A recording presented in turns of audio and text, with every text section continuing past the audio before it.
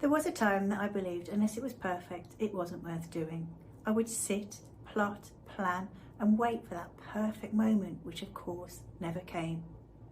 And it wasn't until I adopted a scrappier, more spontaneous approach that life seemed to get easier and things seemed to fall into place. I discovered that progress, however messy, is far more powerful than procrastination and waiting for everything to be perfect. It turns out that Scrappy wasn't a setback for me, but actually it was my superpower. Well, one of them anyway. If we're meeting for the first time, I'm Churchill, and I'm on a mission to help women grow in self-confidence from the inside out and the outside in. If you have a question or want to leave a comment down below, please go ahead. A thumbs up is always appreciated, and of course, for more like this, please subscribe to the channel. For years, perfectionism had me in a chokehold. I would spend hours polishing every detail, perfecting presentations, not handing in that assignment, convinced there was one more thing I could do to make it perfect, and one tiny detail that I'd overlooked would unravel all of my hard work. As for articles and social media posts like this, you could imagine I would lose hours worrying about putting myself out there, worrying that people would think it wasn't perfect. And guess what? It isn't.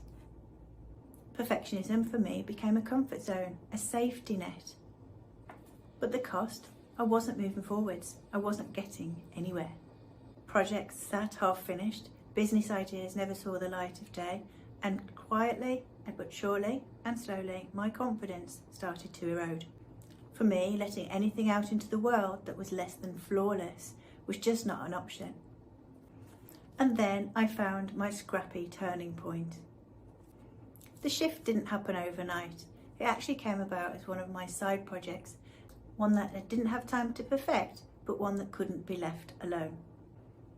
I had wanted to merge my two businesses together for as long as I could remember, knowing that they would fit together somehow. I just couldn't see what that somehow looked like.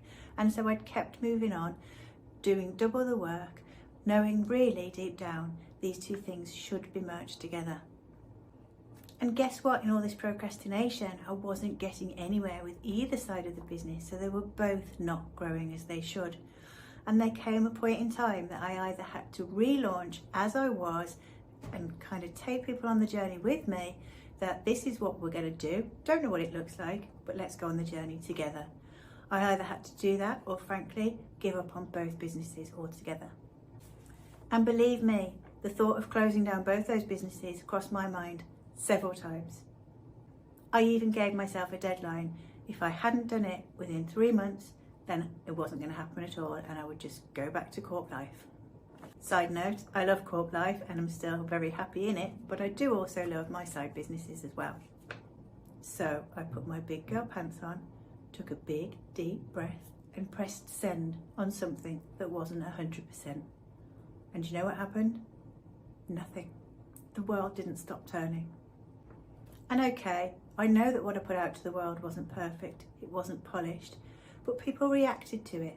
They reacted to the progress actually, rather than the perfectionism. It was something new. That small win allowed me to loosen my grip on some other stuff, and little by little, kind of giving myself permission that good enough is good enough. It doesn't have to be perfect. Let's be honest, what is perfect? It's like the bucket at the end of the rainbow, right? So the more I embraced this scrappy approach, the more I realised that it's the doing, not the perfecting, that creates the progress and creates the results. That's what gets you closer to success. But it was far from easy. Every time I hit send on something, I knew that could be perfected a little bit more.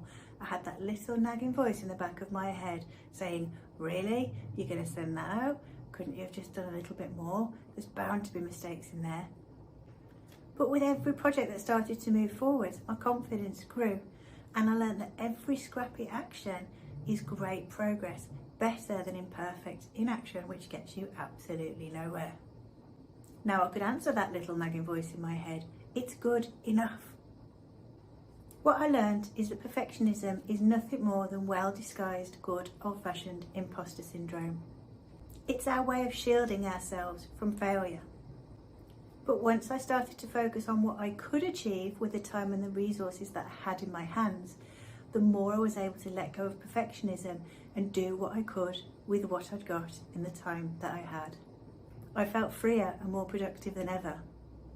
And Scrappy became my new way of working, a tool I could lean on even in uncertain times, maybe especially in uncertain times. It's good enough. So now Scrappy isn't my fallback, it's my superpower. It's my secret weapon. It's what's allowed me to take all the parts of all of my little businesses and mash them together so it incorporates everything that I love. The products, the courses, the workshops, helping people grow in confidence from the inside out and the outside in, which is what I always wanted to achieve. I've achieved much more than when I was obsessing over how to do it in the right way and how to make sure that relaunch was perfect. By just putting one foot forwards, it was progress, and that made me freer and able to do it and unravel as it went, not have all of the answers before I started, which was what was holding me up. The beauty of my Scrappy approach has changed the question that I ask myself from, is it perfect, to, is it moving me forwards? If the answer to, is it moving me forwards, is yes, then I'm in the right place. Through this journey, I've realised that perfectionism is just one of the many masks that imposter syndrome wears. It convinces us that if things aren't flawless, it's not good enough, and therefore we're not good enough. Imposter syndrome is only trying to protect us from failure and from judgment. But here's the truth, waiting for perfect means never moving forwards. Scrappy action is the antidote to perfectionism and to imposter syndrome because it's progress. And progress is what really counts. If you've ever felt that you're holding yourself back because you're not ready or things aren't perfect, you're not alone. It could be imposter syndrome at play. If this sounds familiar, I've created a quick quiz where you can take the questions, there's just 8 of them, and you can find out if imposter syndrome is showing up for you and how it's showing up for you. It even gives you personalised tips to overcome it and start your journey away from perfectionism and imposter syndrome right now. There's a link to the quiz right below this video, so go ahead and take that now. As ever, I really appreciate your feedback. It helps me to deliver the stuff you're looking for, but it helps other people to find my stuff as well, so really appreciated. Please do leave any comments or questions below. I will always come back to you. A thumbs up is always appreciated, and of course, for more like this, please subscribe to the channel. In the meantime, remember, you are amazing. Go download the quiz and you have an amazing week.